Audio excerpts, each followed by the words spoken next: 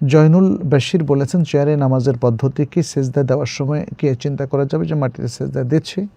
না, এই চিন্তার কোনো প্রয়োজন নেই। চেয়ারে বসে নামাজ পড়লেই নামাজ হয়ে যাবে, এটাও যেমন বলে দুষ্কর, আবার চেয়ারে বসে নামাজ পড়া নিষিদ্ধ কেউ কেউ যেমনটা বলছে, এটাও সঠিক নয়। বরং আমরা বলবো যে ব্যক্তি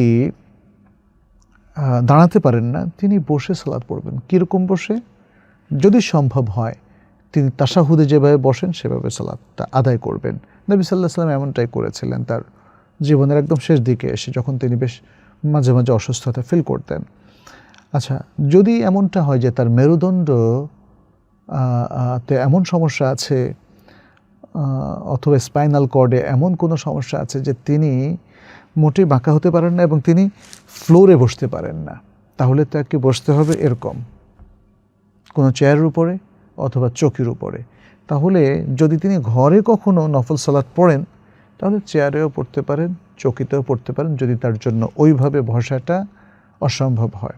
আর যদি তিনি মসজিদে পড়েন সেখানে তো আর চৌকি বা খাট নেওয়া যাবে না, সেখানে চেয়ারই তার জন্য থাকবে। তবে চেয়ারগুলো আমার মনে হয়, যেটা আপনারা লক্ষ্য করেছেন মসজিদুল হারাম মক্কা এবং মসজিদ নববী মদিনায়, ছোট ছোট স্মল চেয়ার তৈরি করা হচ্ছে এবং সেটা মেলে যদি আপনি বসেন সফের মধ্যে, সফটা নষ্ট হয় না।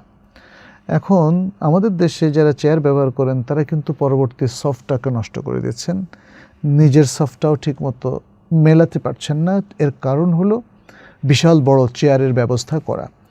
তো এই ধরনের প্লাস্টিক চেয়ার বা বড় চেয়ারগুলো আপনারা অ্যাভয়েড করবেন। ছোট সংক্ষিপ্ত চেয়ারগুলো যদি ব্যবহার করা হয় সেটা ভালো হতে পারে যদি প্রয়োজন হয়। অপ্রয়োজনে চেয়ার যারা ব্যবহার করছেন তাদের সালাত হওয়াটা কঠিন। অর্থাৎ যার চেয়ারের প্রয়োজন নেই, তিনি নিচে বসে সুন্দর করে পড়তে পারেন ফ্লোরে, তাহলে তিনি চেয়ারে বসবেন, এটা সঠিক নয়।